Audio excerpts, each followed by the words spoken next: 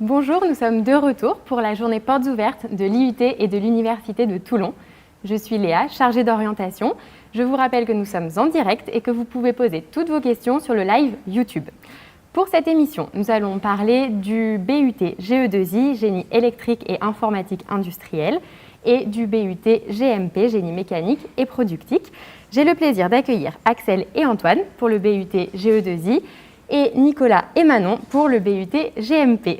Bienvenue à tous les quatre. Bonjour. Alors pour commencer, je vais vous laisser présenter votre parcours en quelques mots. Axel, est-ce que tu peux commencer? Oui, bonjour, donc, je m'appelle Axel, je suis issu d'une filière bac scientifique, option SVT. Oui. Et donc je suis en deuxième année de DUT Génie électrique et informatique industrielle.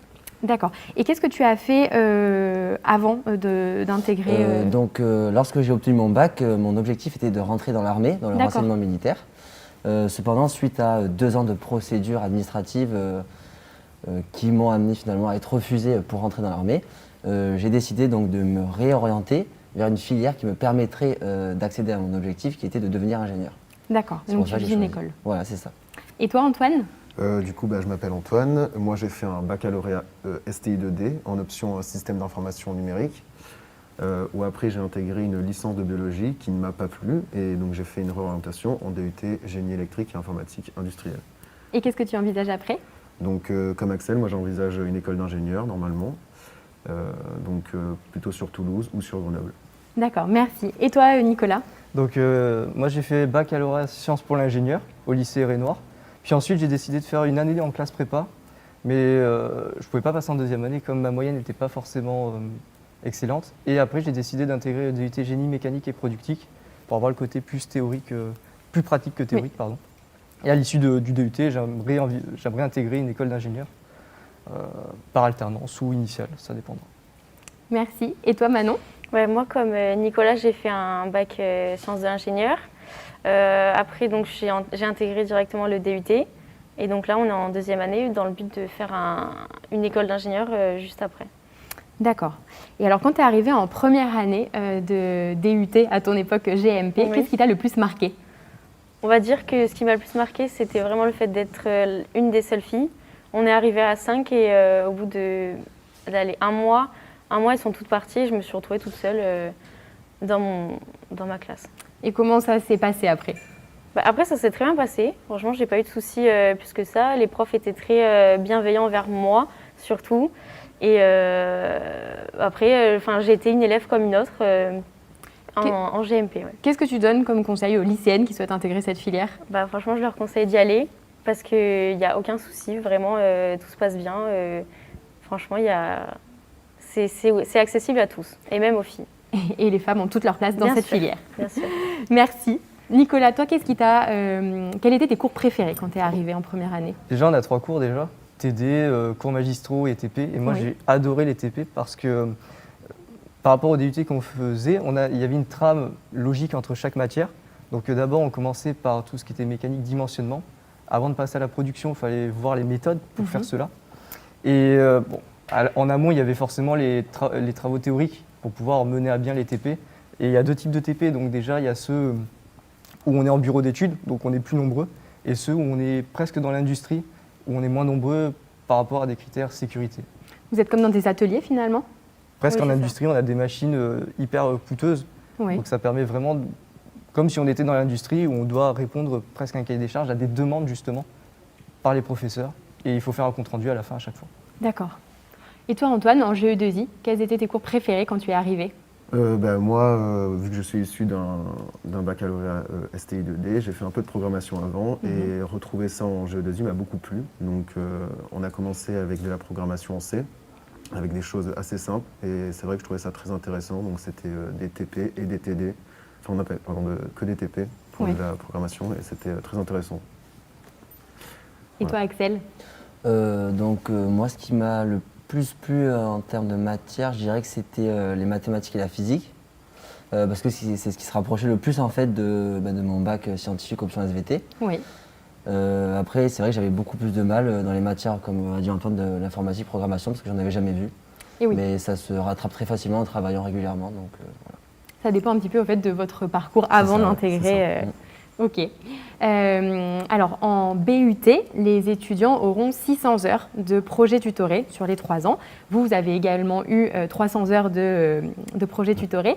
Alors, est-ce que vous pouvez expliquer qu'est-ce qu'un projet tutoré, en quoi ça consiste et parler de vos projets? Nicolas, je te laisse commencer. Donc le projet tutoré, pour nous, ça se déroule sur 3 semestres. Et le but, c'est vraiment d'appliquer tous les enseignements qu'on a vus sur les 2 ans, en fait.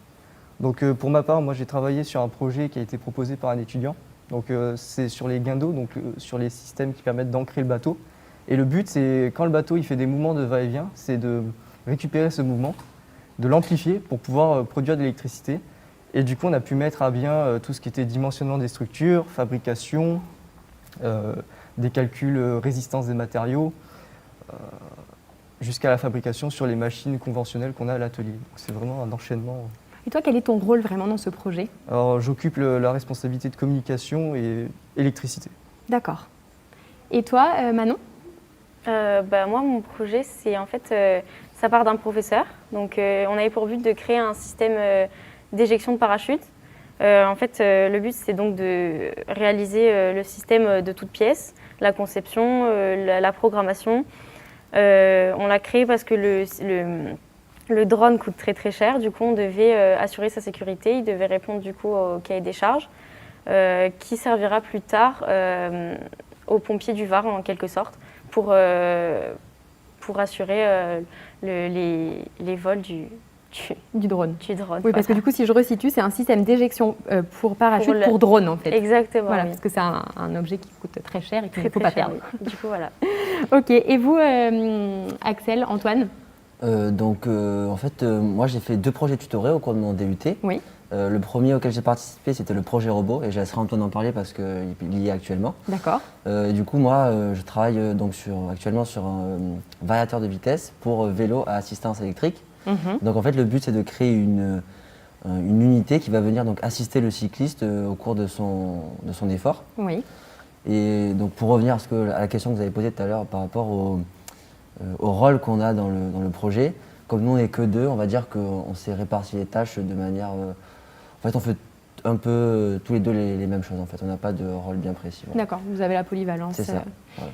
Et toi, Antoine? Et donc exactement comme a dit Axel, moi je participe là actuellement au projet robot. Donc c'est un projet tutoré un petit peu spécial, un petit peu différent, où on ne va pas être par équipe de 2 ou 3 comme d'habitude, mais plutôt par équipe on va être une grosse équipe de 14. Et donc là, nous, ça va être de fabriquer un robot pour la compétition de la Coupe de France de robotique.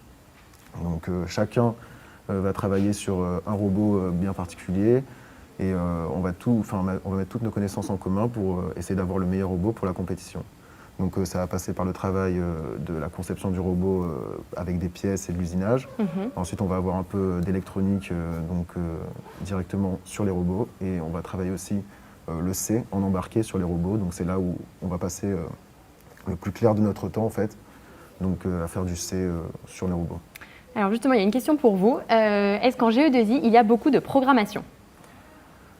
Alors oui, on a beaucoup de programmation. Donc au premier semestre, on va attaquer la programmation en C, tout doucement. Et après, petit à petit, on va tomber sur d'autres langages de programmation. Donc on va travailler aussi de l'Arduino, du C++ et du Python là sur le 4e semestre. Voilà. Ok, j'espère que ça a répondu à la question. Nicolas, comment tu t'organises toi pour réviser, préparer tes examens? Déjà, ce qu'il faut savoir, c'est que toutes les semaines changent, donc il n'y a pas vraiment de planning fixe, donc c'est en fonction de la semaine, en fonction des cours qu'il y a. Mais globalement, je passe à peu près 2 heures par soir pour réviser. Et s'il y a des contrôles, on peut monter facilement jusqu'à 3-4 heures par soir. Alors justement, tu parles de charge de travail, d'emploi du temps. Manon, est-ce que tu peux dire un mot sur l'organisation? Est-ce qu'il y a une semaine type? Est-ce que vous avez le même emploi du temps chaque semaine? Comment ça se passe?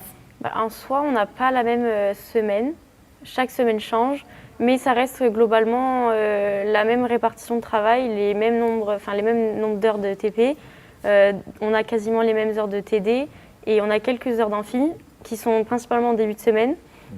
Et souvent le samedi, on a cours tous les samedis quasiment. Et on a souvent des TP le samedi pour du coup nous éviter de cette charge de travail théorique en TD. Ils nous mettent beaucoup de TP le samedi. D'accord, vous avez cours le samedi. Oui. Et vous avez des journées bien remplies, donc? Oui, on fait en quelque sorte 8h-19h.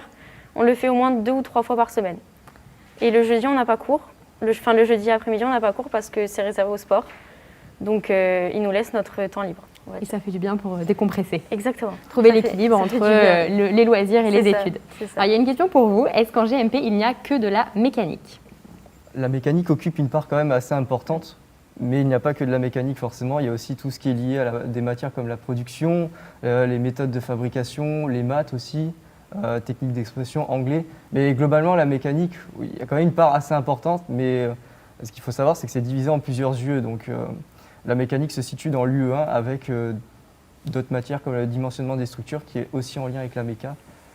Mais il n'y a pas que de la méca. Il y en a, mais pas que. Mais pas que. Merci. Axel, toi, quel est ton plus beau souvenir depuis que tu es à l'IUT?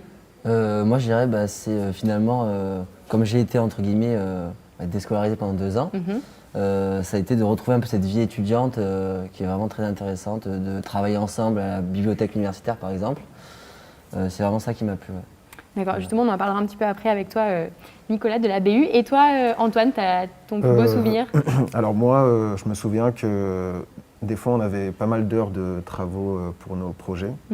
Et en fait, dans mon projet, le projet robot, on est assez libre et autonome. Et donc, on passe de très bons moments, en fait.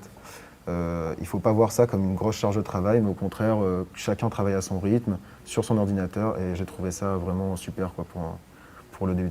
D'accord, merci. Alors justement, on parlait de la BU. Est-ce que toi, tu vas à la BU? Déjà, qu'est-ce que c'est la BU et comment tu utilises ce lieu? Déjà, la BU, c'est bibliothèque universitaire, donc il y en a 2 à Toulon, à la Garde du moins.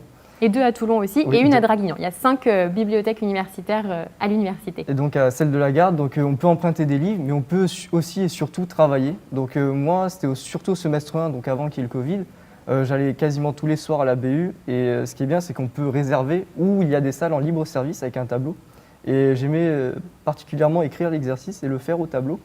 Et ça permettait vraiment de prendre du recul comme si on était en classe pour voir les erreurs qu'on a faites. Il y a plus d'espace, je veux dire, il y a une erreur, on l'efface, on recommence.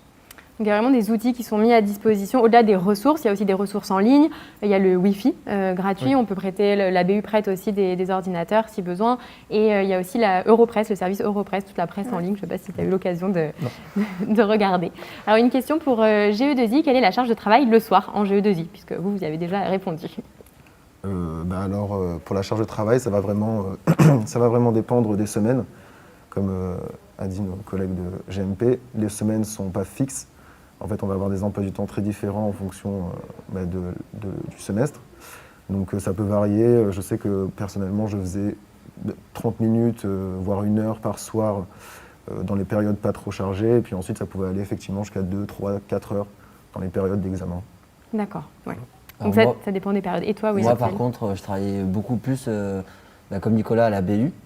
J'allais tous les soirs, en fait, pratiquement. Et je travaillais, je pense, en général 2 à 3 heures par soir pour essayer de garder le rythme, en fait, des cours qui s'enchaînent, finalement. Ouais.